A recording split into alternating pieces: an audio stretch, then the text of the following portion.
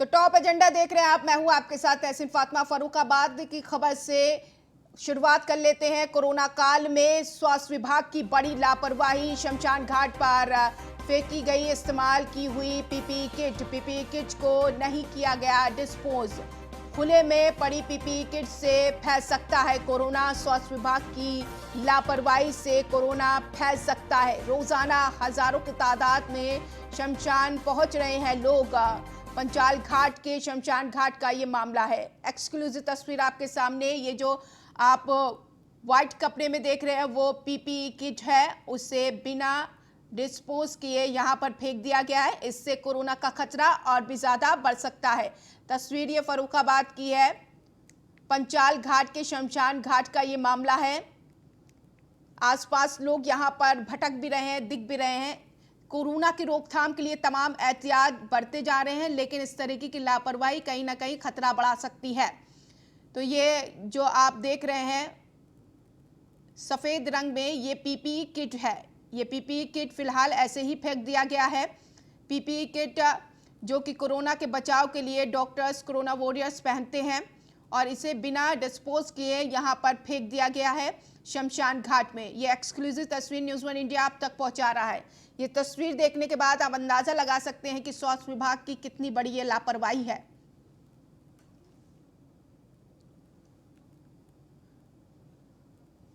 अमित संवाददाता इस खबर पर लाइव जुड़ गए हैं जानकारी के साथ। अमित, ये बड़ी लापरवाही है स्वास्थ्य विभाग की। देखिए, मैं निश्चित तौर पर बताना चाहूंगा, ये फर्रुखाबाद के शमशान घाट का मामला। यहाँ पे जो स्वास्थ्य विभाग की बड़ी लापरवाही देखने को मिली है। वहीं इस शमशान घाट पे हजारों की तादाद में रोज डेड बॉडी जलाई जा रही है। वहीं दूसरी ओर जो स्वास्थ्य विभाग द्वारा पीपीई किटों को जो वहां पर फेंका गया है, इसमें अभी तक कोई स्वास्थ्य विभाग का कर्मचारी या कोई भी अधिकारी अभी जवाब नहीं दे रहा है। जी, लेकिन इन सबके बीच क्या ऐसी तस्वीर आम है वहां पर? क्या कोई भी अधिकारी इस पर ध्यान नहीं दे रहा है? देखिए, ये सबसे बड़ी बात है कि इसमें ये पहले भी जब कोरोना चालू हुआ था उस समय भी पीपीई किटें मिली थी, लेकिन उसमें जो है कोई भी स्वास्थ्य विभाग के अधिकारियों ने कोई भी मामला संज्ञान में नहीं लिया, ना ही उस पर जांच की बात सामने आई थी, ना ही किसी ऊपर कोई जांच की गई थी। वहीं आज जो है सुबह जो है पीपीई किट वहां पे शमशान घाट पे फेंकी गई है। यहाँ पे जो है भारी तादाद पे लोग शमशान घाट पे पहुंचते हैं, और वही जो है कई अनपढ़ जिलों से जो है यहाँ पे डेड बॉडियां आती हैं। जी, यही सवाल है। देखिए कि अगर इस तरीके की लापरवाही होती रही तो कोरोना पर रोकथाम कैसे होगी? पीपीई किट को ही ऐसे ही फेंक दिया गया, डिस्पोज नहीं किया गया। क्या जवाबदेही है इसमें स्वास्थ्य विभाग की?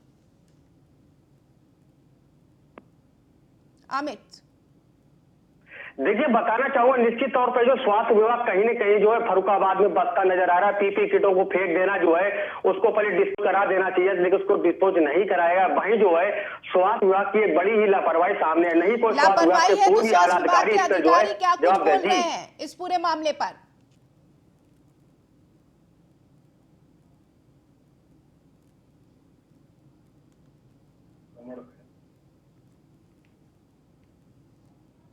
अमित, आप सुन पा रहे हैं? जी, जी। अमित, मेरा सवाल ये है कि स्वास्थ्य विभाग के कोई भी अधिकारी इस पर बोल रहे हैं? किसी से आपने इस बाबत सवाल किया? देखिए, मैंने स्वास्थ्य विभाग में सीएमओ वंदना सिंह का फोन ट्राई किया, लेकिन सीएमओ वंदना सिंह का फोन नहीं उठा है, ना ही वहां पे कोई जो है आला अधिकारी बैठे इस चीज का कोई जवाब दिया जाए। जी, वही स्वास्थ्य विभाग बसता नजर आ रहा है। चलिए अमित, नजर बनाए रखिएगा इस खबर पर। फिलहाल शुक्रिया तमाम जानकारी के लिए।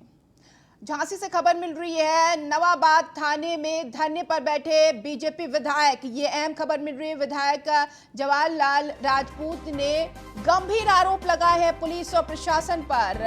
लगाया है बूथ कैप्चरिंग करने का आरोप। पुलिस प्रशासन और पीठासीन अधिकारी ने मिलकर बूथ कैप्चरिंग की है, ये उनका कहना है। बूथ कैप्चरिंग करने वाले को पुलिस बचाना चाहती है। बूथ कैप्चरिंग का विरोध किया, उन्हें गिरफ्तार कर लिया है। जब तक गिरफ्तार लोगों को रिहा नहीं किया जाता, धरने पर वो यूं ही बैठे रहेंगे। तो ये अहम जानकारी आप तक पहुंचाई जा रही है। गरौठा सीट से बीजेपी विधायक है जवाहरलाल राजपूत। ये एक्सक्लूसिव तस्वीर, ये धरने पर खुद अकेले बैठ गए हैं। इनका कहना है कि बूथ की कैप्चरिंग की जा रही है और इसका विरोध करने पर कई लोगों को गिरफ्तार भी किया गया है। झांसी की ये तस्वीर है।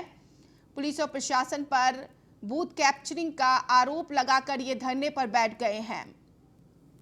इनका कहना है कि पुलिस प्रशासन और पीठासीन अधिकारी ने मिलकर बूथ कैप्चरिंग की है। बूथ कैप्चरिंग करने वालों को पुलिस बचाना चाहती है। के दौरान दतावली गांव जो समथर थाने के अंतर्गत आता है, उसमें गांव वालों की शिकायत थी, खासतौर से जो प्रधान प्रत्याशी थे कि एक प्रत्याशी ने वहाँ के थानाध्यक्ष और पीठासीन अधिकारी से मिलकर बूथ कैप्चरिंग कराई।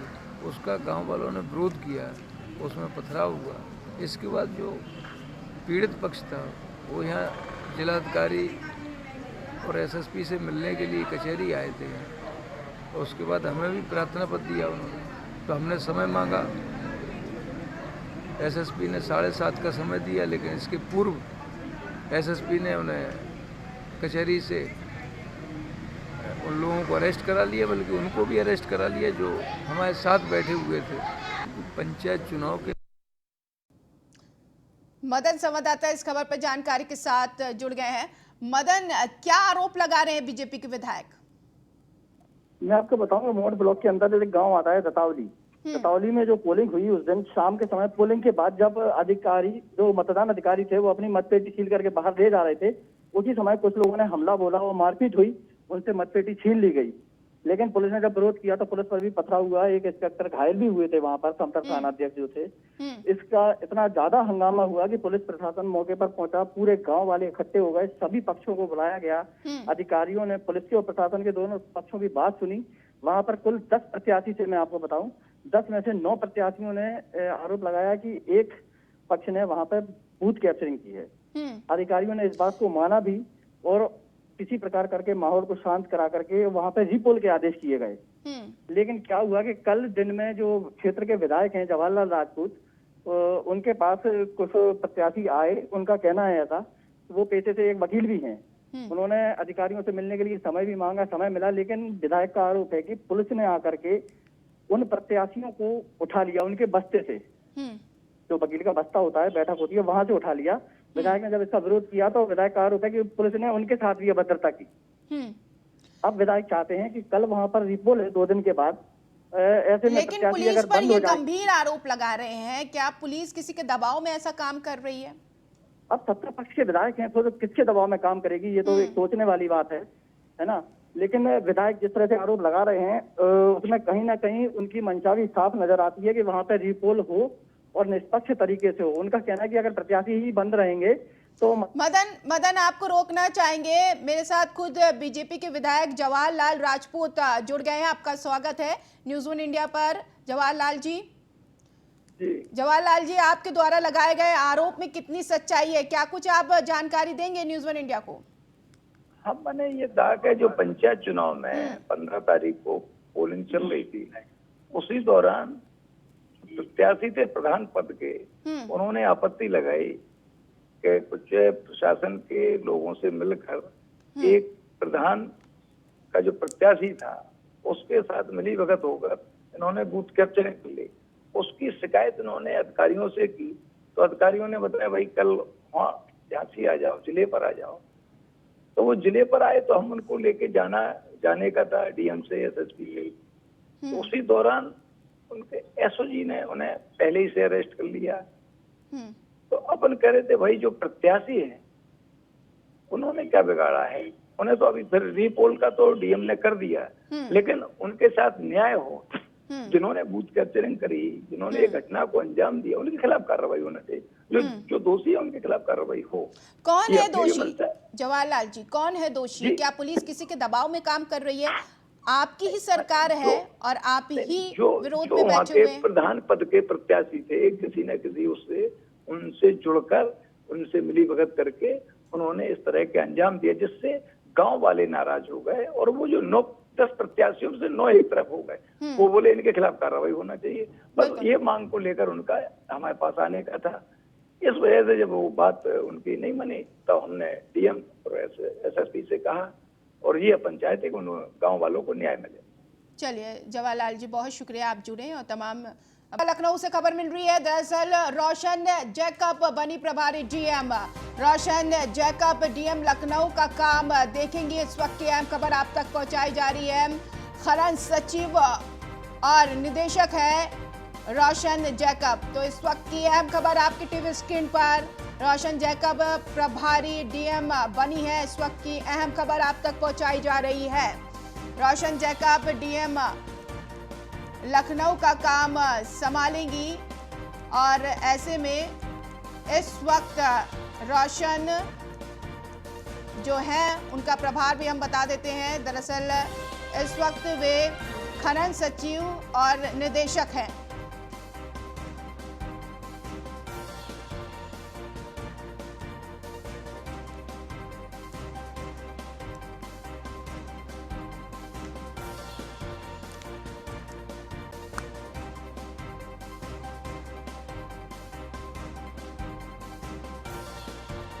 तो मौजूदा डीएम को कोरोना हो गया है और यही वजह है कि उनको ये प्रभार दिया गया है। तो अहम जानकारी आप तक पहुंचाई जा रही। खनन सचिव और निदेशक हैं रोशन जैकब। तो फिलहाल इन्हें अभी डीएम का प्रभार दिया गया है। एसके वाजपेयी जानकारी के साथ जुड़ गए हैं। एसके वाजपेयी, रोशन जैकब प्रभारी डीएम बनी है।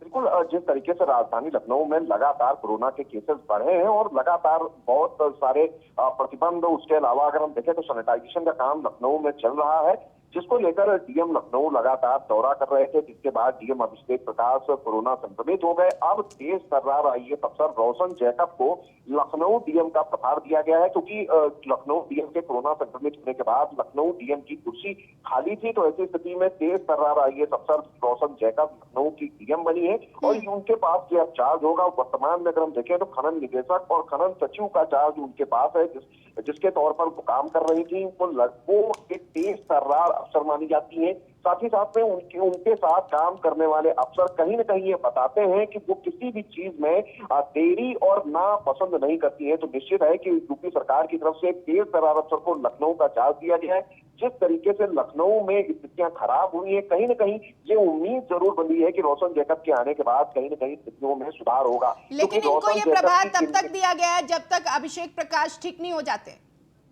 हाँ बिल्कुल, ये अभिषेक प्रकाश के संक्रमित होने के बाद इनके पास प्रभार है। हालांकि इसकी कोई तिथि तय नहीं की गई है, लेकिन ये निश्चित है कि जब तक के दूसरे डीएम का चार्ज वापस नहीं होता है, तब तक रोशन जैकब का चार्ज उनके पास रहेगा। और ये निश्चित है कि वो एक ईमानदार अफसर है और खनन में जिस तरीके से उन्होंने ईमानदारी के साथ काम करने के बाद कहीं न कहीं उत्तर प्रदेश के खनन विभाग में जो लगातार शिकायतें थी उनको खत्म किया है।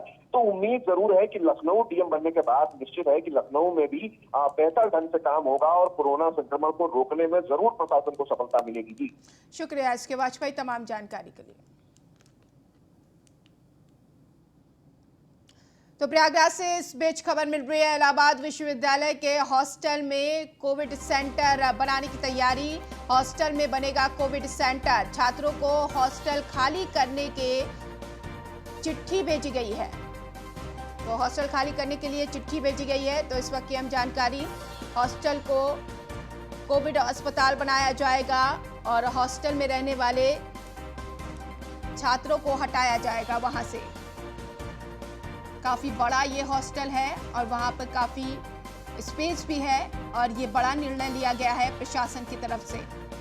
इलाहाबाद में भी कोरोना बढ़ रहा है, जिसको देखते हुए ये अहम कदम उठाया गया है। तो प्रयागराज में कोरोना बढ़ रहा है। इलाहाबाद विश्वविद्यालय का हॉस्टल अब खाली कराया जाएगा।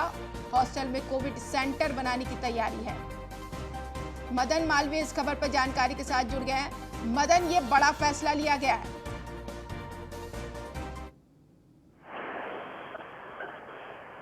मदन सुन पा रहे हैं?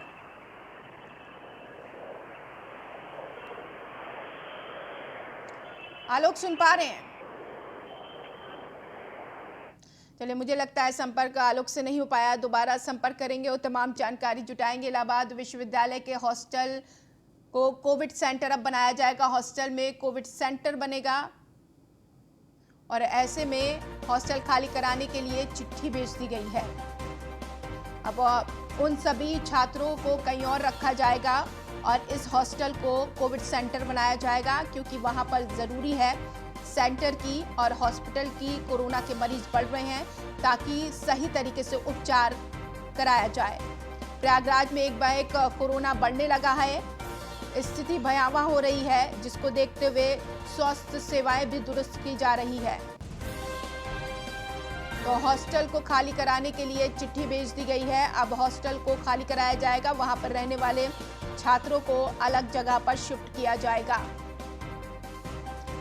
तो आप अंदाजा लगा सकते हैं किस तरीके की स्थिति बन रही है।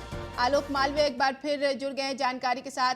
आलोक मालवीय, इलाहाबाद विश्वविद्यालय के हॉस्टल को अब खाली करा के वहां पर कोविड सेंटर बनाया जाएगा। देखिए, संगम नगरी प्रयागराज में कोरोना बेकाबू हो गया है, जिस वजह से इलाहाबाद विश्वविद्यालय ने अपनी सारी कक्षाएं ड्रॉप कर दी हैं। इसके साथ ही जो स्टूडेंट हैं हॉस्टलों में रहते हैं उनको भी हॉस्टल खाली करने का दिशा निर्देश जारी कर दिया गया है। इसके साथ ही एक कदम आगे बढ़ाते हुए इलाहाबाद विश्वविद्यालय ने यह निर्णय लिया है कि जो भी उनके हॉस्टल्स हैं उसको कोविड सेंटर बनाया जाएगा और वहां कोरोना पेशेंटों का इलाज होगा। तो ये काफी बड़ी कदम उठाया है इलाहाबाद हाईकोर्ट ने, इलाहाबाद विश्वविद्यालय ने। इलाहाबाद विश्वविद्यालय के जो हॉस्टल्स हैं उसमें कोरोना पेशेंटों को रखा जाएगा और उनका कोविड के थ्रू इलाज किया जाएगा। इसके लिए तैयारियां पूरी कर ली गई हैं और हॉस्टलों से छात्रों का पलायन भी जारी है। छात्र अब इस वजह से भी डरे सहमे हैं कि आगे लॉकडाउन लग सकता है, जिस वजह से वह अपने घर जाना चाहते हैं। और इस समय सिविल लाइन बस स्टेशन की बात करें या रामबाग स्टेशन की बात करें, हर जगह पर छात्रों का हुजूम है और वो अपने अपने घरों की ओर जा रहे हैं। जी शुक्रिया आलोक तमाम जानकारी।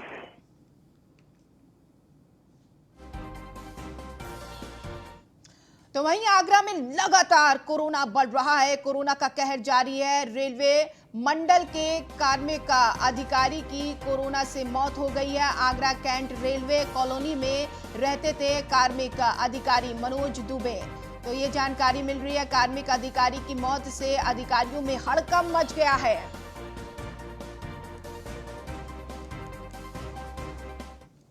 तो आगरा में नहीं थम रहा कोरोना का कहर और ऐसे में आगरा में 346 नए मामले फिर सामने आए हैं। तो कोरोना को लेकर प्रशासन में हड़कंप मचा हुआ है। आगरा में कोरोना संक्रमित मरीजों की संख्या 12,000 के पार पहुंच गई। आगरा में कोरोना से 183 लोगों की मौत हुई है। आगरा प्रशासन ने लोगों से अपील की है कि सरकार की गाइडलाइन का पालन करें। ये प्रशासन ने कहा है, मास्क लगाकर घर से निकले, 2 गज की दूरी बनाकर रखें। तो आगरा में लगातार कोरोना का इन्फेक्शन बढ़ रहा है, हावी होता हुआ दिखाई दे रहा है। आगरा जो ताज नगरी है वहां पर सैलानियों का आना लगातार लगा हुआ रहता है और ऐसे में हालात बेकाबू वहां पर हो रहे हैं। हालांकि अब पाबंदियां लगा दी गई हैं। अब रविवार को भी उत्तर प्रदेश में कर्फ्यू लगा रहेगा। रविवार को कर्फ्यू लगा रहेगा और साथ ही साथ तमाम जो रोज के दिन हैं, शनिवार तक के जितने दिन हैं उसमें नाइट कर्फ्यू लगा रहेगा। ये तमाम एहतियात बरते गए हैं ताकि कोरोना के इन्फेक्शन को रोका जा सके। कृष्णा त्यागी इस खबर पर जानकारी के साथ जुड़ गए हैं। कृष्णा, आगरा में कितने हालात बेकाबू होते हुए दिखाई दे रहे हैं? 24 घंटे में अगर बात करें तो कितने संक्रमित पाए गए हैं? फातिमा जी, मैं आपको बता दूं, आगरा में जिस तरह से कोरोना का ग्राफ जिस तरह से तेजी से बढ़ रहा है, आगरा में आज कोरोना संक्रमण की बात करें तो 346 नए मामले सामने आए हैं। आगरा में कोरोना की मौत का आंकड़ा की बात करें तो 183 तक पहुंच चुका है और आगरा में एक्टिव केसों की संख्या 1568 है। आगरा में कुल कोरोना संक्रमित मरीजों की संख्या 12,682 है। इसमें ठीक होने वाले कोरोना मरीजों की संख्या 10,929 है और शहर में अब तक 6,78,876 लोगों के सैंपल टेस्ट किए जा चुके हैं। आगरा जिलाधिकारी के निर्देशानुसार काफी अथक प्रयासों के बाद कोरोना का ग्राफ लगातार तेजी से बढ़ रहा है। होली के त्योहार के बाद जिस तरह से कोरोना ने अपना रूप धारण किया है वो भयावह स्थिति देखने को ताज नगरी आगरा में मिल रही है। जिस तरह से जिलाधिकारी आगरा ने जो भी होली मिलन समारोह और भी कई ऐसे कार्यक्रम जो किए थे, उसके बाद स्थिति आगरा में संभलने का नाम नहीं ले रही है और आगरा का ग्राफ इतनी तेजी से बढ़ रहा है कि आगरा के लोगों की रूह तक कांप रही है। आगरा में कुल इस तरह की स्थिति देखने को मिल रही है कि कई नए मामले ये भी बताए जा रहे हैं कि आगरा प्रशासन कुछ आंकड़ों की छुपाने में की कोशिश भी कर रहा है। जी शुक्रिया कृष्णा तमाम जानकारी के लिए। उधर बरेली में भी तेजी से कोरोना बढ़ रहा है। कोरोना का कहर यहां पर भी देखा जा रहा है। केंद्रीय मंत्री 5 विधायक सहित कई अधिकारी कोरोना संक्रमित पाए गए हैं। आईजी चुनाव सेल राजेश पांडे तीसरी बार कोरोना पॉजिटिव पाए गए हैं। एसएसपी रोहित सिंह रजवाड़ भी कोरोना पॉजिटिव पाए गए हैं। एसएसपी ने खुद को सरकारी आवास में होम आइसोलेट किया है। तो कोरोना का ग्राफ दिन पर दिन बढ़ रहा है और हर जिले में कोरोना हावी होता हुआ दिखाई दे रहा है। ये तस्वीर और ये हालात बरेली के हैं।